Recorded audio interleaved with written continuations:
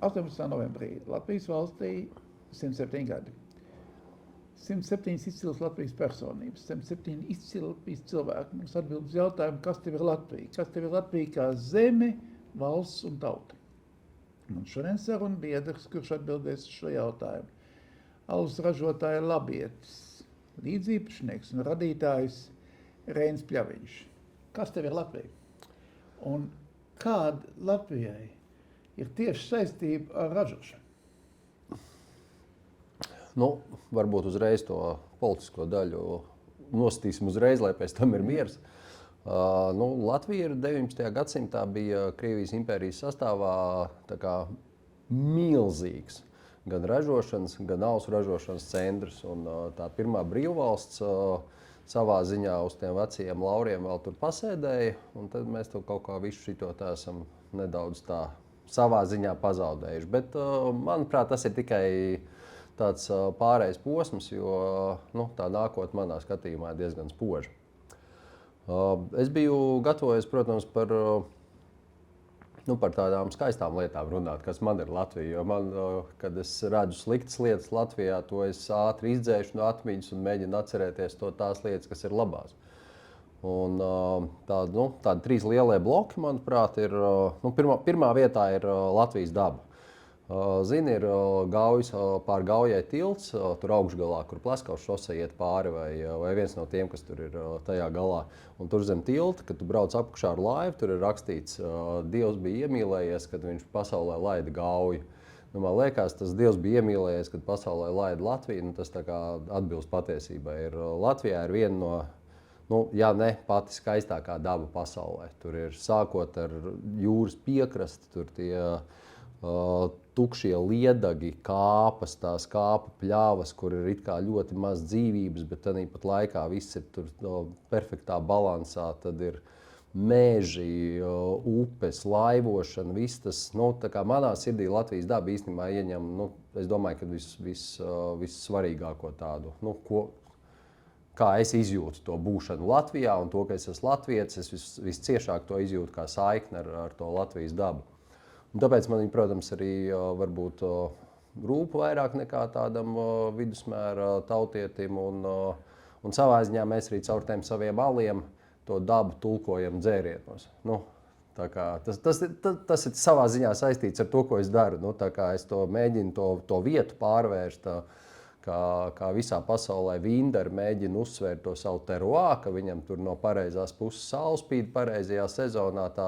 Manuprāt, un tas ir ne tikai par mūsu alu. Es domāju, ka ļoti daudziem Latvijas pārtikas ražotājiem ir tieši tāda pati sajūta, ka mēs šeit īstenībā esam vietā, kur var tur, protams, mūsu senčiem pārmest, kad ir pagājuši garām vietām, kas smirdēja pēc naftas, bet no tādas pārtikas ražošanas viedokļa Latvija ir ideāla vieta. Un ar katru globālās sasilšanas gadu, man liekas, ka viņi paliek tikai labāk. Tas viens ir tā dabas komponentē. Tad, protams, ir tādi mazi uzplaiksnījumi, kas atmiņā vienmēr ir, ko tu īstenībā viņi var atkārtot, cik bieži vien tu gribi. Un viens, protams, ir viss tā ņemta, kas ir ap Jāņiem. Tas ir arī unikāli pasaules kontekstā. Tu nekur pasaulē neaizbrauksi 23. 24. jūnijā varbūt var tur uz Zviedriju vai uz Lietuvu aizbraukt un būs ciet. Bet tā pazūd dabā, kā pazūd latvieši, tā nepazūd neviens. Un tur ir tāpēc man katru gadu ir prieks, kad tie Jāņi sakrīt tā, ka to brīvdienu ir vairāk. Tas nozīmē, ka visi tie latvieši tās savas saknītes īstenībā no tā pilsētnieka varēs tā pamatīgāk ielaist iekš tās dabas un sajust to savu īsto aicinājumu. Un, tur, es nezinu, kā tu svin Jāņus. Mēs parasti svinam rietumkrastā pie jūras. Mēs tur sliedam kāpā augšā pūdeli, tad dedzinam to pūdeli līdz rīta gaismai. Un tad, kad tā saule nāk no ziemeļa austrumiem, viņa var jau redzēt, ja ir bišķiņi mākonīši, viņi tā kā pastum tos mākoņus projām. Un tad tas pirmais saules stars, kas iesparās acī. Protams, tu neesi tur super skaidrā, tur jau agri no rīta, un tad tu skrien peldēties. Lieliski vienādi sakot.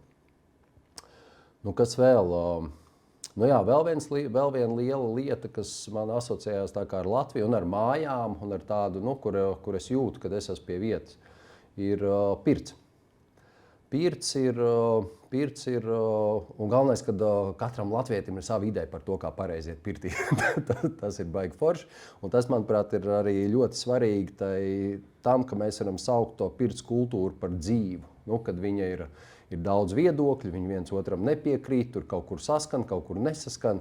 Bet ir tāda ņemšanās vispār ap to pirti. Tur aizbraukšu pie tevis uz pirti, jā, tev interesants, te izbūvēts, man gan ir savādāk izbūvēts. Tur ir tāda, katrs latvietis savā sirds dziļumā īstenībā ir pirts speciālists, kas ir, kur citur pasaulē tu tur ej skolās. Un, pie mums arī ir skolas, bet tas tā tur varbūt mēģinājums komercializēt kaut ko, kas īstenībā ir mātes pieni, jo ar mātes pieni ienāk iekšā. Un tad trešā lielā lieta ir valoda. Jo latviešu valoda, tā gan visdrīzāk ir ar katru mātes valodu. Es pats neesmu bilingvāls vai trilingvāls, man tā mājas valoda ir bijusi latviešu vienmēr. Un, protams, tā ir arī valoda, kurā es jūtu, kurā es audzinu bērnus, kurā es redzu, ka mani bērni sevi sāk sevi apzināties kā cilvēkus. Un man ar latviešu valodu ir tādas varbūt negluži kā lai pasaka, negluži tādas puristiskas attiecības. Es neuzskatu, ka latviešu valoda būtu kaut kādā veidā jāsargā vai jākopja. Man liekas, ka viņai vajag ļaut attīstīties ik pa laiciņam, viņa tikai nedaudz pagrūstot. Kā piemēru minot, man īstenībā ļoti patīk, man vienmēr ir paticis, bet pēdējos gados man jo īpaši patīk, kā latviski runā krievi.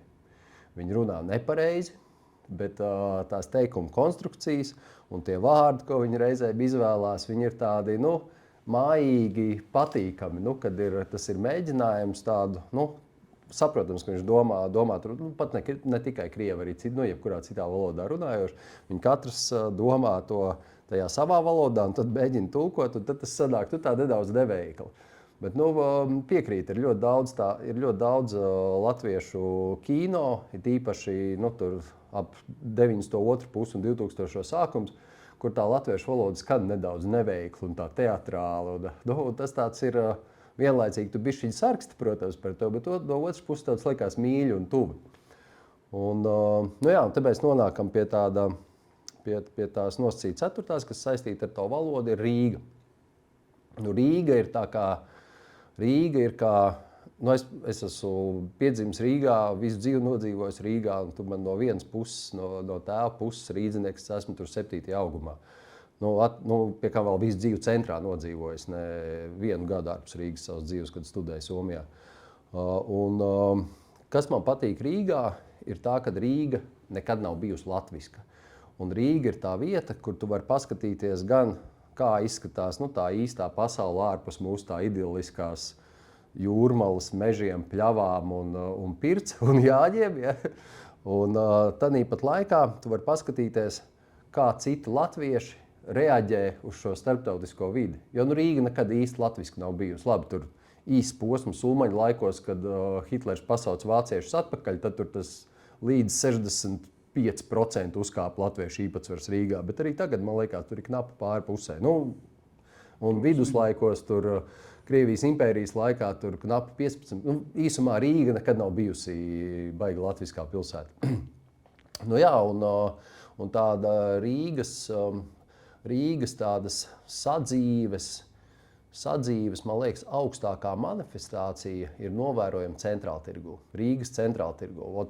Tas ir tā kā Rīga, visas Rīgas tāda, ja tu gribi vienā mazā tādā graķītī to Rīgu nomēģināt koncentrētā veidā, aizej uz centrāltirgu. Tur tu dzirdēsi valodas, tur būs tas piedāvājums ļoti dažāds, tur būs tur uzbeki, indieši, tagad halāli gaļas, tur viņš ir tāds, un arī kā tie latvieši pielāgojas, kurš tur runā latviski un spiež to otru runāt latviski, kurš atkal runā latviski, ļauj runāt krieviski pretī, kurš tur mauc angliski, ļoti daudz turistu tur, protams, arī ir, kas arī, man liekas, ir ļoti tā forši atspoguļo to Rīgas vietu, kāda viņai ir pasaulē, un arī Rīgas centrāltirgumu, kas ir, ja nemaldos, viņš tur ir bezmaz vai daļa no kultūras mantojuma. Viņš tur ir lielākais tirgus zem jumta, kas ir Eiropā. Un, tā priekš ikdienas rīdzinieka Rīgas tirgus liekas tāda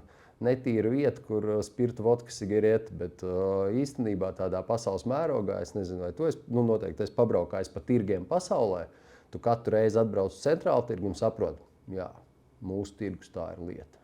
Tā kā. Un tomēr alus. Protams, Labiets ir arī centrāla tirgu.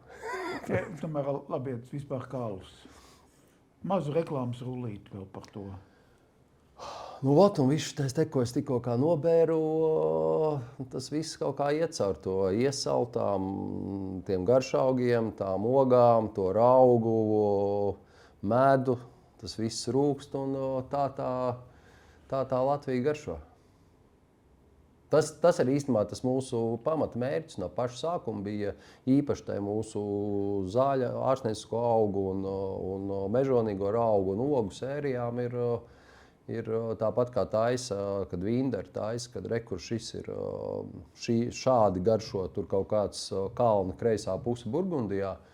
Tieši tāpat mums arī tas alus, mēs mēģinām viņu caur to alu pastāstīt to Latvijas dabas skaistumu stāstu. Tur nezinu, mums piemēram ir alus akmeņraks, kurš ir radies, tā doma ir radusies tieši akmeņragā, kur ir tie virši, augstas mārsils, ir tas agrais augusts, ir tā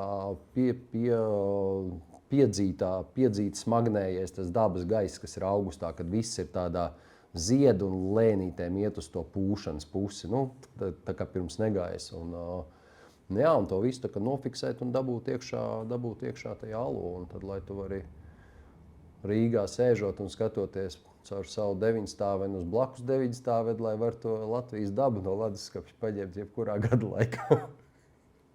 Labi, es tev teikšu paldies. Lai tev veicās, lai tas alus tev plūst. Super, paldies tev!